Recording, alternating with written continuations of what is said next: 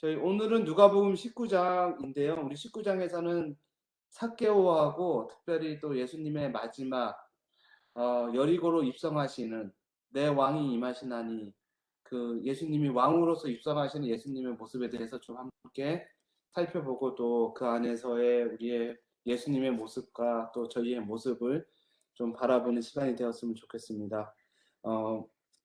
먼저 삭개오 이야기인데요.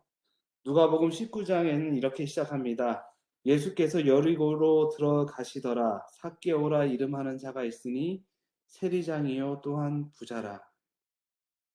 어떤 저가 예수께서 어떠한 사람인가 하여 보고자 하되 키가 작고 사람이 많아 할 수 없어 앞으로 달려가 보기 위하여 뽕나무 위에 올라가니 라면서 이야기가 시작됩니다. 이 삭개오라는 사람이 있었는데요. 이 사람 이름 앞에 붙는 수식어는 키가 작은 삭개오입니다. 키가 작은 삭개오. 이 삭개오는 어렸을 때부터 이 키가 작은 걸로 인해서 친구들한테 많이 놀림을 당한 것 같아요. 그리고 많은 상처를 받은 것 같아요. 우리가 이제 키가 작은 사람들이 있지만 그거보다 더 작은 사람인 것 같아요. 그래서 그의 이름 앞에는 키가 작은 삭개오라는 별명이 붙어 있습니다. 이 친구는 어렸을 때부터 자신이 갖고 있는 어떤 이 외형적인 이 어떤 이 컴플렉스로 많은 스트레스를 받고 그걸로 인한 불만과 또 그걸로 인한 상처들이 늘 가슴속에 있던 사람이었어요. 그래서 어떤 면에서는 남들보다 더욱더 악착같이 살았는지 모르겠습니다. 그래서 나를 그렇게 놀리고 나를 그렇게 무시했던 사람들에게 내가 그 사람들에게 보란듯이 그 사람들보다 더욱더 출세의 길을 걷기 위해서 세리가 됐는지 모르겠습니다. 그리고 누구보다 더 열심히 앞에서 더 많은 세금을 거뒀겠죠. 그래서 그런 것들이 인정을 받아서 세리장이라는 위치까지 올라왔습니다. 근데 세리장까지 위치에 올라오니까 그는 그의 앞에 또 한 가지 수식어가 붙는데 뭐냐면 세리장이요 부자라 그럽니다. 그래서 이제는 남부럽지 않은 정말 이제 누구도 함부로 자기 앞에서는 감히 키가 작은 삭개오라고 얘기할 수 없을 만큼 큰 부를 획득하고 자리를 획득했습니다. 저는 이 말씀을 묵상하면서 이런 삭개오의 모습 속에서 저의 모습이 많이 보였고요. 그 다음에 또 우리 정말 인간들의 모습이 많이 보였습니다. 우리는 어떠한 사람도 우리가 어떠한 가정도 밖에서 보기에는 행복해 보이고 정말 튼튼한 가정인 것 같지만 그 가정 안으로 들어가면 한두 가지의 문제는 꼭 있습니다. 자식들의 문제라든지 건강의 문제라든지 어떤 재정적인 문제라든지 아니면 어떤 부부간의 문제라든지 어떤 문제가 꼭 있습니다. 그리고 우리 한 사람의 인간도 어떠한 사람도 완벽한 인간은 존재할 수가 없습니다. 그 삶 속에는 늘 어떤 외형적인 어떤 자신만이 갖고 있는 남들은 그렇게 그걸 대단하게 생각하지 않고 그냥 지나가는 말로 아우 저 사람은 왜 이렇게 키가 작어 하지만 그 사람은 그것이 엄청난 상처로 다가오는 이런 상처를 받는 어떤 한면들을 다 갖고 살아가는 것이 우리 인간이고 저의 모습인 것 같습니다. 어떤 면에서는 그런 모습들의 가장 대표되는 것이 삭개오지요. 우리는 어떤 면에서는 나는 이 삭개오보다 조금 더 나은 사람일지도 모르겠어요. 외형적으로 그렇게 누구에게 큰 상처를 받거나 아니면 큰 어떤 어렸을 때부터 큰 그렇게 상처를 받으면서 자라오지 않은 사람일지도 모르겠습니다. 그러나 우리를 겉모습을 보는 것이 아니고 우리 안을 바라보시는 예수님이 우리를 바라봤을 때는 정말 머리부터 발끝까지 상처투성이고 정말 피투성인 우리 모습이라는 것이죠. 이렇게 상처를 받고 깨어지고 못난 우리가 바로 그러기 때문에 죄인이고 이런 죄인들이 갖고 있는 속성이 외길로 걷는 것입니다. 성격이 모나지는 것입니다. 그래서 자꾸 사람들하고 갈등을 일으키는 것이지요. 삭개오도 그가 받았던 그런 상처를 안고 누구보다 열심히 살고 누구보다 많은 재산을 획득하는 과정에서 많은 사람들과 부딪히고 더 큰 상처를 낳게 되는 것입니다. 그러나 그가 그 자리까지 오르고 그런 것을 획득했지만은 그 마음속은 늘 채워지지 않는, 정말 나는 이제는 더 이상 아브라함의 자손이 아니고 나에게 있어서는 구원은 자꾸자꾸 멀어지는구나. 나는 그 채워지지 않는 두려움, 그다음에 그 채워지지 않는 어떤 그 갈증, 이것이 점점 커가는 것입니다. 그러다가 예수님의 소식을 듣게 되는 것입니다. 자기가 그렇게 늘 불만이고 어떤 그런 모습, 정말 스스로 어쩌면 이렇게 생각할지도 모르겠어요. 나는 대놓고 사람들에게 세금을 걷지만 너희 제사장들, 너희 교회 지도자들은 사람들이 낸 그 중요한 그 헌금, 아니면 교회의 그 일을 가지고 뒤에서 너희는 돈을 떼지 않느냐. 너희가 어떻게 너희가 나한테 지적을 할 수가 있느냐. 이러면서 스스로 위로를 받으면서 하루하루 신앙생활을 유지해 나갈 수밖에 없는 그런 삭개오의 모습일지도 모르겠습니다. 근데 어느 날 이상한 소리가 들리는 것입니다. 한 선지자가 났는데, 근데 이 선지자는 저 제사장들과 저 사람들과 완전히 다르다는 거예요.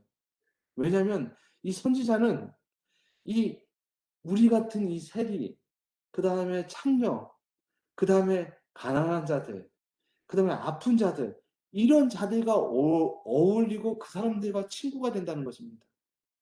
그리고 그런 것에 끌린 삭개오는 이제 이 예수님 소식에 너무 관심이 있고 예수님 소식에만 빠져있는 사람이 되어버렸어요. 그래서 세금을 거두러 오는 사람들, 지나가는 사람들에게 늘 물어보는 것입니다. 그 예수님이 요즘에는 어떻게 하고 계시나요? 예수님이 무슨 일을 하고 계시나요? 그래서 그 예수님 소식을 자꾸 듣는 것이죠. 그러면서 그 마음속에는 자꾸 믿음이 커가는 것입니다. 우리가 조금 전에 배웠던 그 문들병자, 그 다음에 그 소경, 똑같습니다. 작게 들리는 그 외침, 그 소식들을 마음에 간직하고 그 겨자씨를 마음에 심으니까 그 믿음이 자꾸 커지는 것입니다. 그렇게 믿음이 자꾸 커지면 어떤 일이 일어나냐면요.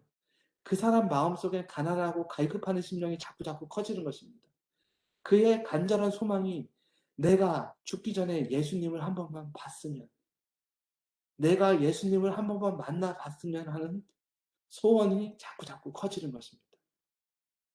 그런데 우리 예수님은 늘 성령과 교통하심으로 아침에 일어나서 그날 할 일을 성령을 통하여 알게 되시는 분이거든요.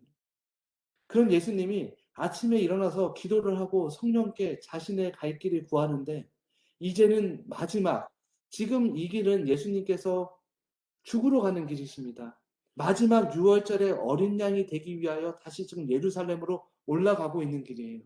근데 그 성령의 인도로 너가 꼭 여리고성에 있는 그 키 작은 삭개오를 꼭 만나야 된다는 음성을 듣게 되는 것이죠. 왜냐하면 이 삭개오의 갈급하고 이 가난한 심령이 연결이 되는 것입니다. 우리가, 제가 이렇게 말씀드리면 김집사 그런 게 어디 있어, 그거 너무 미신적이지 않아, 이렇게 말씀하실 수도 있습니다. 그러나 그건 천만의 입니다. 왜냐하면 여러분, 우리가 전화를 했으면 말입니다. 내가 여기서 지금 우리 어머니한테 전화를 하면 전화번호를 누르고 버튼을 누르면 어머니가 받지요. 근데 우리가 그거 압니까? 그것이 어떻게 어떤 전선으로 연결되고 그게 어떤 모양으로 가서 연결해서 여보세요 여보세요 이렇게 전화가 연결되는지 여러분 아세요? 우리 눈에는 보이지 않는 것입니다. 그 전파가. 똑같습니다. 우리 안에 있는 갈급함과 이 심령이 예수님께, 예수님만이 받을 수 있는 그 전파로 연결이 된다니까요. 그것이 성경에 있는 나와 있는 믿음이죠. 그게 바로 기도이죠. 그걸 믿으셔야 됩니다. 지금 삭개오가 그러한 상태에 있는 것입니다. 그래서 사실은 예수님은 일부러 삭개오가 있는 곳으로 지금 오고 계신 것이에요. 우리가 이 관점에서 전에 있던 누가복음에 나오는 수많은 사람들, 그 사람들의 모습을 지금 제가 드린 관점에서 바라본다고 그러면 사실은 그 사람들이 예수님을 찾아간다고 생각하는데 그렇지 않습니다. 늘 예수님이 그 사람들을 찾아오는 장면을 우리가 좀 더 깊게 묵상하면 알 수가 있을 것입니다. 그 모습이 어린 양을 찾아서, 잃어버린 양을 찾아서 밤새도록 산을 헤매시는 그 예수님의 모습입니다. 지금 그 예수님은 정말 한 마리에 물고 있는 어린 양을 찾아서 지금 가고 있습니다. 근데 이 삭개오는 말입니다. 예수님이 온다는 이야기를 듣고 어쩔 줄을 몰라요. 너무나 좋고 가슴이 너무 떨려요. 내가 예수님 지나가는 그 모습만 한 번만 더 봐도 얼마나 좋을까. 지금 이 심정으로 예수께로 달려가고 있거든요. 그랬는데 그의 앞에는 여김없이 많은 무리들이 삭개오를 감싸고 있는 것입니다. 우리가 전에 그 문둥병자 이야기에서도 문둥병자가 예수님을 위해서 달려가려고 하는데 누가 있었습니까? 사람들이 둘러싸고 있었어요. 전에 봤던 소경 바디메오 이야기에도 바디메오가 예수님을 부르는데 그 무리들이 감싸고 조용하라 잠잠하라 이야기하고 있습니다. 그러면 여러분들이 생각하시기에 지금 삭개오가 달려가고 있는데 어김없이 삭개오 앞에 또 다른 무리가 나와서 이 삭개오에 가는 길을 막고 있습니다. 그 무리는 누구냐면 교인들이에요. 교인들입니다. 왜냐하면 예수님 주위에 있는 사람들은 예수님에 관심이 있어서 모여든 사람들이에요. 어느 날 우리가 교회 나가서 예수님이 관심이 있어서 모여든 우리의 모습들입니다. 그 사람들이. 그러니까 여러분 참 이건 두렵게 생각해야 됩니다. 내가 가난한 심령으로 삭개오가 되지 않고 그 소경 바디메오가 되지 않고 문둥병자가 되지 않으면 난 예수께로 달려가는 사람이 아니고 난 예수께로 달려가는 사람들을 막고 있는 사람이 돼버려요. 참 그러니까 우리가 정말 이 1, 2, 3에서 이야기하는 1번 이 인간의 상태를 우리는 늘 자신에게 적용시키고 내가 그 상태임을 늘 깨달아 알아야 됩니다. 그렇지 않으면 우리는 오히려 더 다른 사람, 전도 이런 건 고사하고요. 다른 사람들이 예수께로 가는 길을 막는 사람이 되어버립니다. 지금 그렇게 삭개오 앞에 있는 막는 무리들을 보고 삭개오는 거기서 포기하지 않고 자신의 믿음, 소경 바디메오가 더욱더 소리 질러서 예수를 부른 것처럼 삭개오 또한 자신이 할 수 있는 믿음의 행위를 합니다. 그것은 무엇이냐면 뽕나무 위로 올라가는 것이죠. 이제는 아마 60이 다 된 노인일 것입니다. 삭개오는. 60이 가까이 된 이 어른이 어린아이처럼 뽕나무로 올라가는 일은 결코 쉬운 일이 아닙니다. 그것은 자신의 자존심, 자신의 모든 것을 다 버리고 예수님을 한 번만 보겠다는 그 믿음의 표현인 것이에요. 마치 소경 바디메오가 소리 질러서 다윗의 자손이여 라고 고백하는 것처럼 이, 이 삭개오도 예수님에 대한 자신의 믿음을 지금 고백하고 있는 것입니다.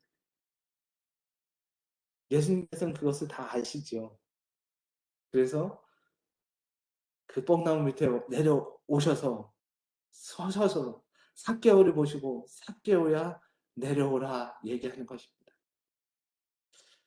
이 삭개오는 얼마나 깜짝 놀랐을까요? 예수님이 자신의 이름을 알고 있다니.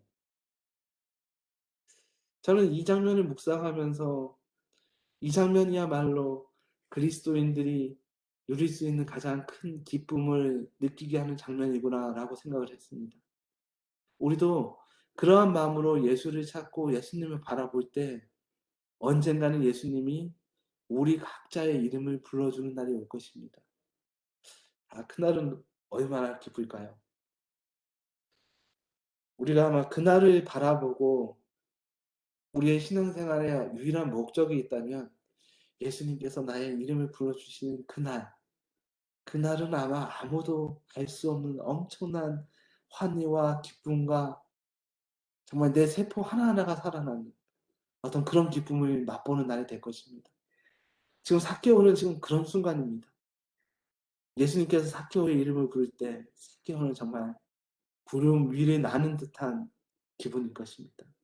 근데 다만 부르는 것이 아니고 지금 삭개오한테 뭐라고 그런다고요? 오늘 내가 너희 집에 거하겠다 얘기하는 것입니다. 잠깐 예수님 스쳐가는 얼굴만 봐도 얼마나 좋을까 했던 이 삭개오의 마음이 얼마나 좋을까요? 근데 그걸로 끝나는 것이 아니고요. 예수님께서 삭개오의 집에 가서 그러면서 뭐라고 그러시냐면 삭개오의 집에 가서 삭개오에 만나면서 삭개오에게 정말 그가 마음속에 있던 가장 큰 상처, 가장 큰 고민, 그것을 풀어주는 장면이 나옵니다. 뭐라고 예수님께서 말씀하시냐면 오늘 구원이 이 집에 이르렀으니 이 사람도 아브라함의 자손이니라 라고 말씀하십니다. 삭개오는 자기의 그 억누르지 못하는 그 상처와 그 컴플렉스를 가지고 말입니다. 그렇게 자기가 한평생 살아온 그 길이 자기는 아브라함의 자손의 길에서 벗어나는 길인 거라고 생각하고 밤에 잠도 못 자면서 늘 고민하는 그런 신앙 상태였어요. 그런 마음을 아시고 예수님께서 오셔서 친히 말씀하시는 것입니다. 이 사람이 참 아브라함의 자손이라고.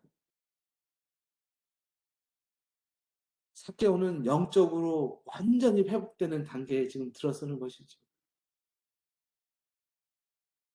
이 전설에 따르면 말입니다. 이 성경 말고 외경 있지 않습니까? 이 외경에 따르면 예수님이 돌아가시고 이 삭개오는 어떻게 됐냐면 그가 갖고 있던 재산을 다 팔아서 이웃과 초대교회에 다 헌납을 했고요. 나중에는 자기의 자식의 시집 보낼 돈조차 없었다고 이렇게 이야기합니다. 그러면서 이 밤마다 이 뽕나무 나무 밑에 와서 그렇게 우는 노인이 있었다고 그렇게 이야기를 합니다. 아, 이 삭개오는 정말 이 세상에서 줄 수 없는 이제 기쁨, 이 세상에서 줄 수 있는 상처, 이런 거에 연연하는 사람에서 완전히 벗어났습니다. 이제는 예수께로 예수만 보고 예수께로만 달려가는 사람으로 완전히 거듭나 버린 것이죠. 이것이 우리가 일하면서 이야기하는 예수님을 만나고 나서 3번 완전한 3번 상태인 그 상태를 전적으로 보여주고 있습니다. 정말 우리도 매일 매순간 예수께로 조금씩 조금씩 가다 보면 예수님께서 친히 나의 이름을 부르시는 그날 내가 그런 예수님을 만나게 되면 우리도 이 삭개오처럼 이제 전의 생활로는 돌아갈 수 없는 정말 오로지 예수께로만 달려가는 그런 삶의 상태로 바뀌리라 생각합니다. 네, 저도 그런 소망이 간절한 소망이 있습니다. 우리 말씀 듣는 어느 한 분 한 분도 매일 그렇게 조금씩 예수께로 가다 보면 분명히 그런 날이 오리라고 믿어 의심치 않습니다. 네, 우리 19장에 나와 있는 그 다음 장면, 예수님께서 내 왕이 임하시는, 예수님이 왕으로서 지금 예루살렘으로 입성하시는 이 장면을 잠깐 묵상하고 또 오늘 마치도록 하겠습니다. 예수님께서 보통 때는 그가 사람들에게 주목을 받거나 그가 어떤 조금이라도 높임을 받는 것에 대해서는 너무나 학을 띠시면서 싫어하셨습니다. 조금이라도 그런 물결이 일어나거나 그런 자리가 만들어지면 예수님은 어김없이 그 자리를 피해서 다른 곳으로 가셨습니다. 그런데 지금은 이 마지막으로 입성하는 이 예루살렘을 앞두고서는 제자들에게 가서 아무도 쓰지 않는 새끼 나귀를 구해오라는 것입니다. 이 소식을 들었을 때 제자들은 정말 뛸 듯이 기뻤습니다. 왜냐하면 이제는 예수님께서 드디어 그분의 어떤 본색, 메시아로서의 그분의 위엄을 드러내려 하는구나라고 제자들은 생각했습니다. 왜냐하면 이 새끼 나귀는 이 유대 이 이스라엘에서는 왕의 임명식 때 왕의 행차에는 이 새끼 나귀를 쓰게 되어 있습니다.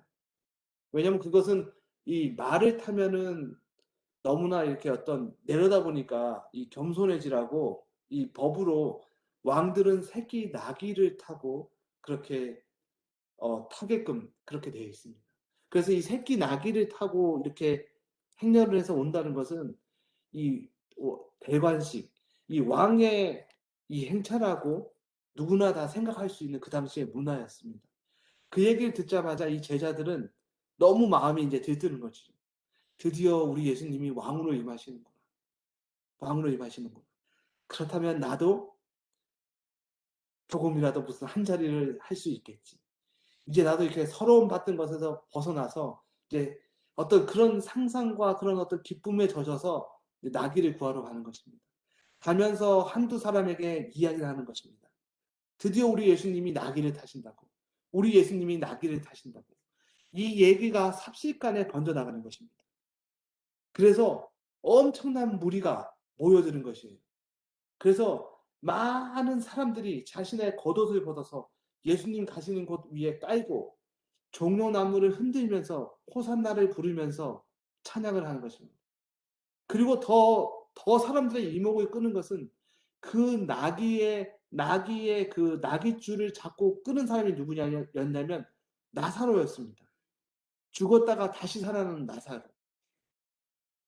그리고 그의 겉옷을 벗어서 앞에다 던지는 사람들은 예수님이 그렇게 온몸이 썩어가던 예수님의 말 한마디로 나음을 받았던 문둥병자들이 그의 깨끗한 우통을 보여주면서 그 옷을 던져놓는 것입니다. 그리고 맨 앞에서 가장 크게 노래를 부르고 있는 사람은 태어나서 한마디도 못했던 벙어리, 예수님께 고침을 받았던 그 벙어리가 찬양을 하고 있는 것입니다. 그리고 그 앞에 인도하고 있는 인도자들은 태어나서 한 번도 보지 못했던 눈먼 자들이, 예수님의 고침을 받은 그 자들이 그 길을 인도하고 있는 것입니다. 이런 엄청난 행렬을 이제까지 본 적이 없습니다. 그러니 그들이 부르는 호산나의 찬양이 얼마나 크고 크겠습니까? 그리고 그 호산나의 함성이 온 마을을 휩쓸고 계곡을 휩쓸면서 무리는 점점 많아지는 것입니다. 그래서 이 엄청난 대열이 지금 예루살렘을 향하여 정말 이 행렬은 어떠한 왕이 정말 전쟁에서 이겨서 돌아오는 그 행렬보다 더 장엄하고 더 감명 깊고 더 웅장한 행렬로 바뀌어 버린 것입니다. 그래서 이 행렬을 과연 막을 수 있는 사람이 아무도 없을 것처럼 보이는 거예요. 이 소식을 들은 제사장들과 서기관들과 교회 지도자들은 지금 이제 야단이 났습니다. 어떻게 해야지 이 행렬이 멈출까? 드디어 저 예수라는 자가 자기의 본색을 드러내고 왕으로 우리에게 다가오고 있구나. 도대체 저 흥분한 저 백성들을 어떻게 해야 멈출 수 있을까? 지금 이 사람들은 지금 긴급 회의를 여는 것입니다. 그래서 몇 사람들을 파견했어요, 예수님께서. 그래서 예수께 이렇게 이야기합니다. 예수님, 왜 당신은 이런 큰 소동을 벌이냐고. 사람들에게 자중시키라고. 그러니까 예수님께서 뭐라고 말씀하시냐면 지금 이들이 잠잠하면 뭐라고요? 돌들이 소리치리라. 예수님께서 이렇게 말씀하시는 거죠. 이 말을 들은 이 사람들은 더욱더 가슴이 지금 내려앉는 것입니다. 정말 이 사람들이 잠잠하면 예수님께서 능력으로 정말 돌들이 소리칠 것 같거든요. 그 다음에 그렇게 예수님의 확고한 의지를 보니까 이 행렬은 도저히 막을 수 없는 행렬이라고 생각되어진 것입니다. 그래서 그 행렬이 점점 커져서 드디어 이제 감람산을 넘어서 예루살렘 도성으로 넘어가려고 하고 있습니다. 어떠한 군대도 이 엄청난 행렬을 저지시키고 중단할 수 없을 것처럼 보이는 것입니다. 그런데 그 예루살렘 그 언덕을 넘어가는 그 순간에 갑자기 이 행렬이 멈춰 서는 것입니다. 왜 멈춰 섰을까요? 사람들이 의아해서 행렬의 맨 앞에 계신 예수님께로 눈이 쏠리게 되었습니다. 그때 예수님께서는 이제 막 언덕을 넘어서 내려 보이는 그 서강에 비치는 아름다운 그 예루살렘 도성을 바라보고 계셨습니다. 이 사람들도 그렇게 찬란하고 그렇게 엄청난 영광스럽게 비치는 이 예루살렘 도성을 바라보면서 사람들도 잠깐 넋이 나간 사람처럼 그 행렬을 멈춰 서는 것입니다. 그런데 그들의 마음속에는 저렇게 아름답고 웅장한 저 예루살렘 도성이 이제는 우리가 그토록 원하는 이 능력 많으신 이 메시아가 우리의 왕으로 임하니 우리의 모든 고생은 끝나고 우리에게는 이제 축복만 남은 것이다 라고 생각했겠지요. 그런 마음으로 예수님의 모습을 다시 한번 바라보는데 예수님께서는 어떻게 하고 계세요? 마치 바람에 흔들리는, 정말 태풍에 흔들려서 좌우로 왔다 갔다 하는 그런, 여기 제가 작년에 이 태풍이 왔을 때 말입니다. 우리 집 앞에 있는 이 야자나무가 정말 좌우로 쓰러지듯이 그렇게 흔들리는 그 모습을 보면서 저는 이 예수님의 이 당나귀 위에서 좌우로 흔들리며 울고 있는 예수님의 모습이 보이더라고요. 그렇게 예수님이 좌우로 자신의 몸을 겨누지 못할 만큼 통곡을 하고 계시는 것입니다. 오늘 저는 여러분들께 이 예수님의 이 모습을 깊이 묵상하시게 되기를 간절히 원합니다. 예수님께서는 왜 그렇게 슬프게 오셨을까요? 그렇게 모든 사람들이 환호와 기쁨 속에 예수님을 호산나 외치고 있는 그 순간에 말입니다. 시대의 소망은 이렇게 이야기합니다. 예수님의 예언적인 안목으로 그렇게 빛나는 그 예루살렘이 돌 위에 돌 하나도 남지 않을 만큼 완전히 쑥대밭이 될 것이고, 거기에 있는 모든 자들이 자신에게 저렇게 호산나를 외쳤던 수많은 사람들이 그날에 처참하게 죽어갈 것을 보셨습니다. 그리고 그 예언적인 안목을 통해서 말입니다. 이 세상이 끝나는 지금까지 당신의 백성들이, 당신 그 이스라엘 민족들이 불뱀에 물려가지고 그 쳐다만 보면 사는, 그거를 기꺼이 보지 않고 죽어갔던 그 교만하고 그렇게 죄에 빠졌던 그 백성들처럼 말입니다.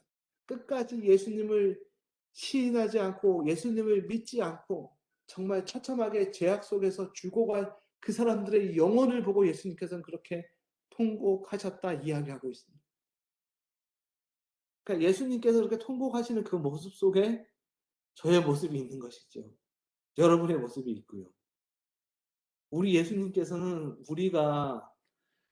구원, 우리가 죄악 가운데 있고 우리가 구원의 길, 오늘 예수께로 가지 못하고 있는 상태 속에 있는 우리의 모습을 보시고 그렇게 태풍에 흔들리는 그 야자수 그 나무처럼 말입니다.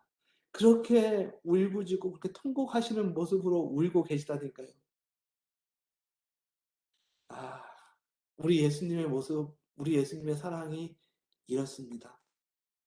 그러니까 우리가 믿고 있는 신이, 우리가 믿고 있는 예수님이 이런 분이세요. 그래서 예수님은 사랑의 하나님이세요. 사랑의 신이세요. 그 신이 말입니다. 거기서 그 예언적인 안목으로 나의 죄 때문에 내가 구원받지 못하고 내가 죽어가는 나의 모습을 바라보시고 그렇게 통곡을 하고 계신 신이 이 세상에 어디 있습니까? 그래서 오늘 이 예수님의 그 통곡하시는 그 예수님의 모습을 정말 한번 깊게 묵상해 보시고요.